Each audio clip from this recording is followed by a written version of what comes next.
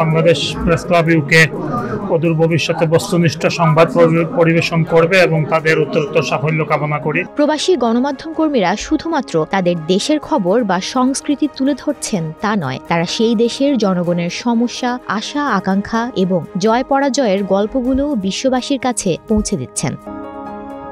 তারই ধারাবাহিকতায় কাজ করে যাচ্ছে যুক্তরাজ্যে বসবাসরত প্রবাসী বাংলাদেশি সাংবাদিকরা। এবার সেই সব সংবাদকর্মীদের নতুন ঠিকানা হলো বাংলাদেশ প্রেস ক্লাব ইউকে।